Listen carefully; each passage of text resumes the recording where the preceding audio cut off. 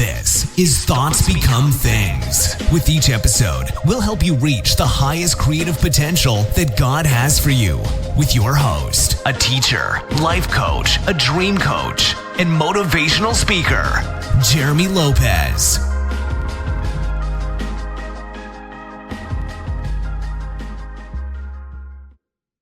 Hello again, everyone, and welcome to another podcast of Thoughts Become Things. I'm Jeremy Lopez, and I hope all of you are doing great today. I know my day is going good, and it's busy. I am actually in the office today doing prophetic words, doing my podcast with you guys. I had a dream interpretation I did earlier that was really phenomenal. You know, I love doing what I do for a living. I really do. And so I hope you guys are actually loving what you do for a living as well, and I hope it blesses you. And I always say this, if you don't like, at the end of the podcast, why I actually say, if you don't like your day, change your thoughts and change your life. The reason why I say things like that is because I want each and every one of you to know that if you don't like your life, if you don't like what it is you're doing, there's truly good news. You can look for something else. You can. There are options. The kingdom of God is held up in the heavens with options. You know, if you don't like your job, you don't feel like you're stuck there. You can go look for another job. You can apply online. If you want to get married, get on dating websites. Go to singles groups. Go out in public with your friends to restaurants. Who knows, who you'll run into in Starbucks.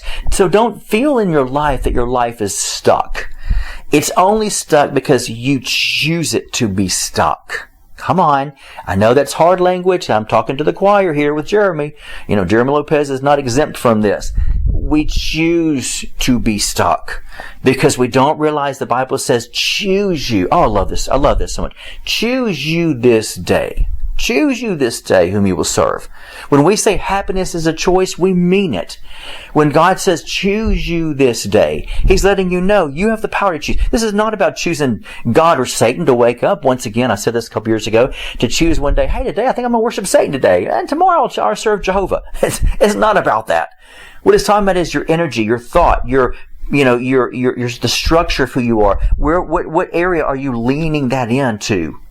Today I choose to have my energy, my mind, my thoughts lean into the presence of God.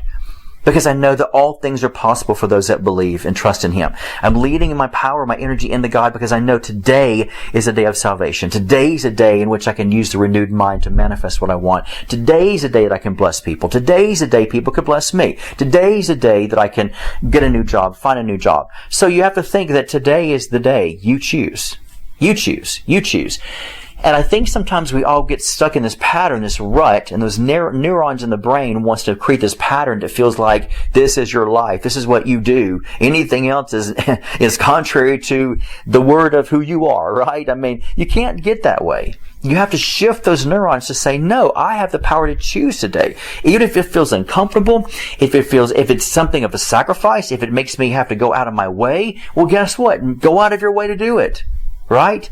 If you have to leave on your lunch break, on your 9-to-5 job, and you leave on your lunch break to take your full hour to apply for jobs out there, and you might find yourself saying, well, gosh, I might not, I might just eat a sandwich if I'm lucky, or scarf it down, as we say in the South. Scarf it down before I run back in. Well, guess what? That's a sacrifice. How much is it worth to you? Do you want a new job? Well, then make a sacrifice, right? If you want to change your life, you've got to start thinking about what it is you want, that change. You can't just pray for change unless you know what that change could look like.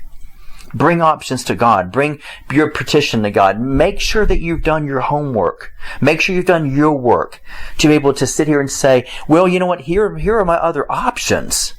Because I have news for you folks. There's nothing in creation that doesn't have an option as a human being. We all have options. We have opinions. That's why we have opinions. That's why we have choices, right? Think about it. Everything about our lives deals with choices of restaurants, choices of this, choices of that. And we don't ever stop to think.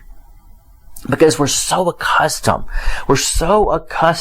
to how my life is going to be lived out.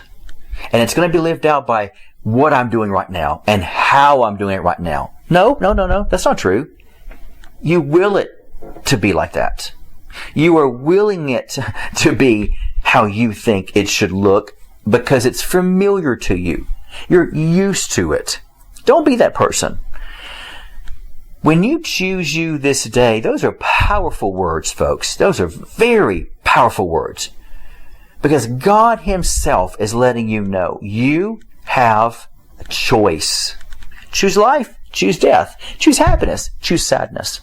How many of you have ever been in a car? I am guilty of this, my friend. My father passed away in 2014 and miss him like crazy every single day of my life. He was, yes, my hero, my best friend. He was a pastor. He was loving. He had grace on people, loved all people. There was no one he didn't love, and nobody didn't, what am I trying to say? Everybody loved him. That's what I'm trying to say. He was just that kind of man, that kind of guy. We had fun together growing up. He was just truly honest and trustworthy and didn't lie and just wasn't perfect, no, but he was a great man. And so it was devastating to my family when he passed away. But here's the key element. How many of you have ever been in the car? Because I know every one of you are guilty. Don't tell me you're not. Don't act like you're so holy. This never happened to you. How many of you have ever been in the car and let's say a love song comes on the radio, or maybe let's say if it was a spouse, or maybe a song that talks about how I miss you and I miss us running together here or going to the movies, or I miss the times we laughed together and we played games, we went to the sports, the arenas together. How many of you have ever listened to a song in the car, and when you did, all of a sudden you got to thinking about that person. You got to thinking about that person. Maybe maybe you're a widow, or maybe your spouse died. Maybe your father died. Maybe your sister was in a car wreck, or your brother died, or whatever. Your mom died. And yet a song comes on the radio and you're like all happy, cheerful. Oh man, I'm having a good day. Just blessed day, going to the grocery store, buying my groceries. Song comes on the radio and all of a sudden you're like, and they're saying, oh, I miss you. You were the love of my life. You were the best. You're my best friend as my dad, or whatever. You know how these sappy love songs are. It's always about missing you, loving you. Why did you leave me? Type of thing, or whatever. And yet, how many of you have heard that song and all of a sudden your whole demeanor just changes? I mean, like all that happiness you had is like, oh man, it makes me miss my dad. Makes me miss my wife, my husband, my dog. Oh my God, my poor dog. I remember when my cats died years ago, man, it broke my heart. They were with me for 15 years, and everything I listened to just reminded me of my cats. I mean, come on, or my dad or my grandmother. And so you're in a good mood, and you hear a song, all of a sudden, your whole demeanor changes. Like, oh, I miss them. Oh my God, that verse reminds me so much of her. Reminds me so much of him. Reminds me so much of my animals. And all of a sudden, you might find yourself where, something is welling up. Oh my gosh, you're about to lose it. You're about to cry your eyes out. And you're like, oh my gosh, Let me ask you an honest question. How come you wasn't that way before the song came on? How come before that song came on, happiness was your choice, right? I mean, you were all happy and giddy and yes, we're going to conquer the world. I'm more than a conqueror. I'm going to work, going to the grocery store, buying some milk. Yes, I'm going to buy some, and you're just trucking it through life, man. You're just trucking. And all of a sudden that happens. What happened? Was it the fact that I allowed? Now, is it a good thing? Sure, it's a good thing that sometimes we cry over people that we've lost. Absolutely. It just shows and proves that we love them, right? But I allowed in a good way, I allowed those songs, that rhythm, those words, I allow that to get to me, and get to me. And when it got to me, it was like, oh man, all of a sudden I allowed my mind to go there. I allowed my thoughts to go there, to feel being with that person, to think about hearing their voice, to, feel their hugs again, feel maybe going to the ballpark or feeling whatever it was for you. So what happened? You allowed. There was a choice that was presented to you. Driving down the road and there's a choice of a song.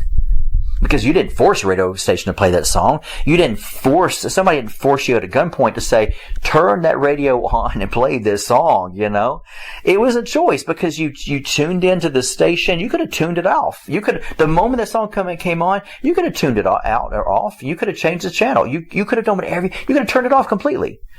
But you chose not to. So my choice was I chose to hear the song. I chose to allow my demeanor to change. I chose to allow those feelings to well up in me. I chose to shed a couple of tears. I chose that. And sometimes I can look and say, am I glad I did? Yeah, because I miss my dad.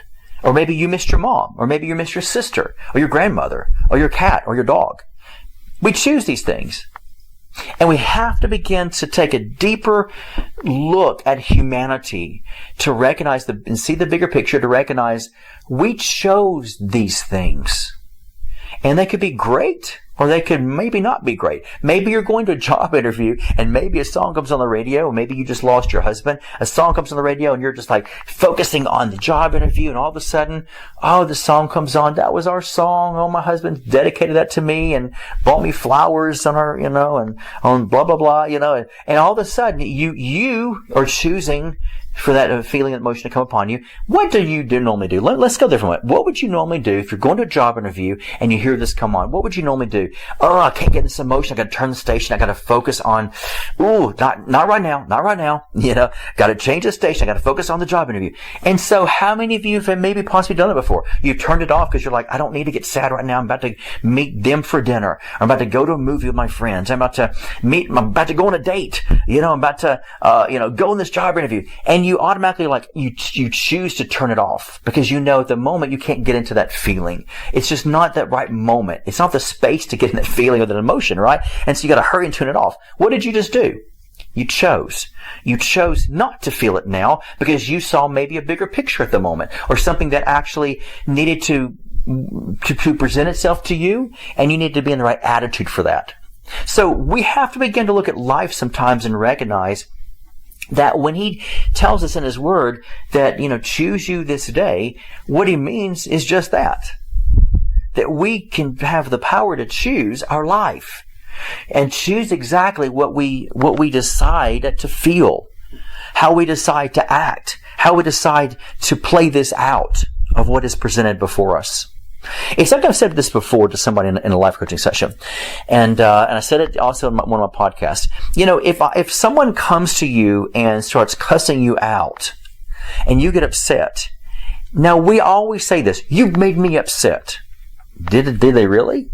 Did someone have that much power over you who has lived in your body for 30 or 40 or 60 years? They have that much power for you to get inside of you and trigger an emotion or stir your emotions up in an unseen realm of the soul that can't be touched, right? Come on. Nobody can reach into your soul and pull something to the surface. It's impossible. So, but what language do we use today? You made me so mad. No, I didn't make you mad. You made yourself mad.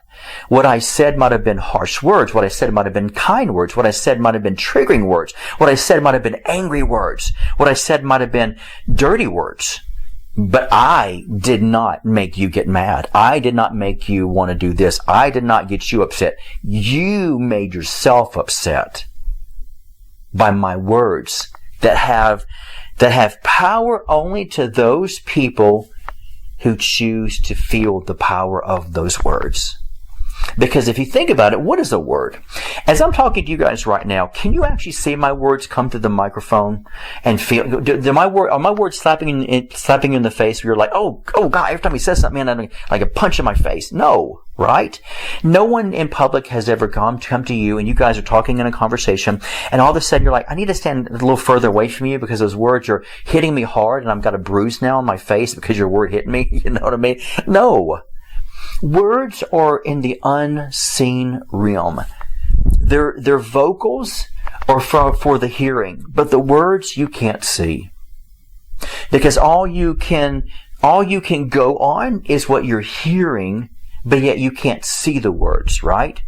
And so, with that said, we have to think of how many things in our lives have we truly been stirred up by, and yet that power that came to us that stirred us up didn't really have the power to do that to us.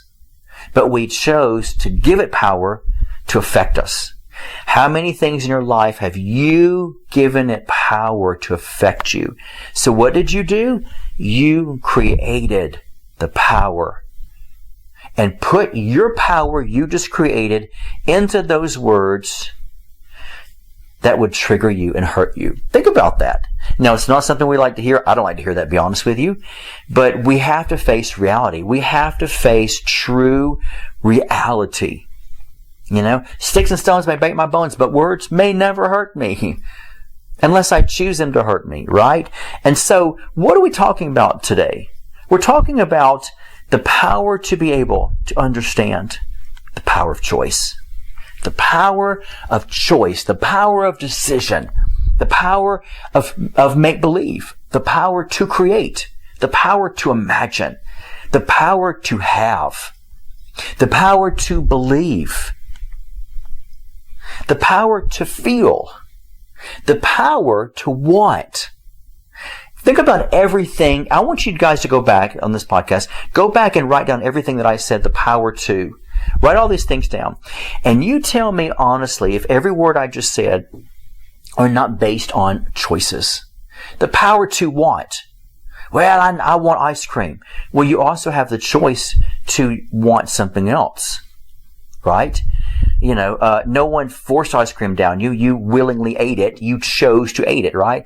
The power, what? The power to feel. You have the power to feel that. That's why people can watch a movie, and some people can be affected by the emotions in the movie, or the fear in the movie, or the, oh my God, he passed away while she was holding him in her arms, and feel that, right? The power to feel. And some people can feel that, and some people are like, oh, what a cheesy, sappy movie, right? And other people are like, oh my God, it's such a beautiful love story. He died in her arms, right?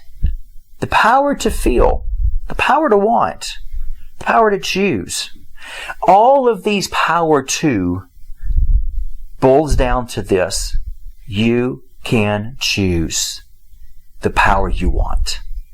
You can choose the power to answer these questions. You do. And that is the beautiful thing about the kingdom of God, that God has graciously blessed us with. And the great thing about all these choices and changing neurons in the brain and deciding today what I'm going to do, and deciding today what I'm going to feel, and deciding today what I want, and deciding today, you know, that I don't have to go to this job, or I can change my job, or, you know, the power of today is all in the hands of the person that is experiencing that day. Think about that. All the power is in the hands of the person that is choosing to live in that day. And when you begin to understand that, then you begin to understand the book of the month. And that is what? Learn to manifest what you want. Decide to manifest what you want. Choose to manifest what you want. What is it that you really want? And the beautiful thing about this entire podcast that I'm talking about is the beauty of life. The beauty of life lets us know that really we have been set free by the power of the kingdom of God to be able to choose what it is in my life, to choose what it is on this earth of how I want to live. How do I want to live? It's easy to say, I want to live in love. But it's harder when people come to you that are not so lovable, right? And mean-spirited. Everybody's lovable, but not everybody's kind. But whatever you choose, stick with it. Whatever you choose, give it your all. Whatever you choose, you put your soul into it and you make it happen. If you know that God has called you to do something, you make it happen. How to manifest what you want. When I wrote that book and that study guide, I wrote it with passion. I wrote it with desire. I wrote it from my heart because I wrote it out of my lifestyle. I know how to manifest. Am I perfect at it? No, no one is. Have I manifested many things in my life? Absolutely I have. And many more things I will continue to manifest. The power is not about the simplicity of like making sure you get every single word that comes out of your mouth perfect. That's ridiculous. The power is in the lifestyle of how your heart has envisioned it to be through God's will. And when you begin to grasp, grab a hold of as if your dear life counts on it. When you learn to grasp and grab a hold of that reality, your world will change. And it might be a slow change. It might be immediate change. But either way, your world will change. And so I would first and foremost let you know this. Whatever you do, don't put a timeline on it. Well, it hadn't changed in 3 days later. Didn't change, 3 months later. Didn't change in three hours from now. You want somebody to say, what are you, Father Time? Let go of time. Let time be your friend and quit allowing it and quit putting demands and judgments upon time. Let time be what time needs to be. Because time will produce what it needs to produce when it needs to produce it for you. Because God's the one that put time. God put us in a time frame. The kingdom of God knows no time. It is an endless source of eternity. But yet we are stuck into a time frame to where we know what to do throughout the day. We know when the sun rises, the sun goes down. We know what time to go to eat. But time is a powerful tool. And we've got to know how to utilize time and how to maneuver in it and let it work for us and not against us. So don't allow it to be your enemy. Allow it to be your friend. And when you allow it to be your friend, it will work for you. It will truly begin to work for you. If you choose today to say, you know what, I am never going to drink again, if you know you're an alcoholic, and you say, I'm never going to drink again. Don't hold yourself to perfection, because you're going to fall. Don't hold yourself to say, if I could just make it 2 days. No. Once again, you're putting judgment on time. You allow yourself to say, I'm choosing right now, and tomorrow morning I will choose again. And the next day I'll choose again. And the next day I'll choose again. And an hour from now, I will have to choose it again. And 30 minutes from now, I'll have to choose again. Whatever your weakness is. If you think, drugs has tried to kill you, or you feel maybe an abusive relationship has destroyed you, or you feel your job is killing you, pulling you down, choose joy, choose life, choose what you need, and you might have to decide every 30 minutes, no, I'm going to stick with this, I'm going to keep on choosing. And once again, don't choose perfection. Don't choose a timeline. If I can just make it 5 days, I'll be okay. No, don't do that kind of stuff. That's dumb. Choose every moment you have to. If you have to say out loud, I'm choosing again. Well, didn't you, and you might think to yourself, well, you just chose 10 minutes ago. Well, I will choose again 10 minutes later. And you keep on affirming and reaffirming and reaffirming and reaffirming and reaffirming until the neurons in your brain understand this is how it's going to be. There's a new pattern being created, and I have no choice but to bow to that new pattern because the power of life and death is within this person's tongue, and I have no option, no choice. The beautiful thing about thoughts and neurons in the brain is it only conforms to the power in which you give it. It only conforms to the patterns in which you have created for them to move into. And what happens is they don't have the power to do that. You give it the power to do that. And the moment it's set into a pattern, when it sees you doing it over and over again, and it says, hey, this must be the norm for us, then it becomes your norm. But the moment you decide to break your patterns, the moment you decide to destroy what has hurt you, then you have to be able to create a brand new scene for it. Because if you don't create a brand new scene for it, it's going to stay in that pattern because it doesn't know how to be able to be just there. Thoughts doesn't know how to be just there. Thoughts want action. It wants to be fed more of the same thing, or it wants to be fed something different. But you are in control to give it what it needs to have. Okay? So remember that today, that God has graced you as a leader over your thoughts. You're a leader, folks, over your thoughts. You're a leader over your mind. You're a leader in your life. And leaders lead. So leaders, it's time to lead your life today. Order this book today. It's a combo set with a book and a study guide, How to Manifest What You Want. You can go to identitynetwork.net and you can download the ebooks together as a combo of How to Manifest What You Want. You can download them today, or you can order them paperback. And if I'm in the office, which I am, I'll be glad to autograph the book for you as my staff ships it out to you today. But go right now to the website, identitynetwork.net, and download How to Manifest What You Want. And you'll be glad you did. So we're going to close with this, as we always do. If you don't like your day, here's your choice. If you don't like your day, here's good news for you. Change your thoughts and your whole life will change. God bless you.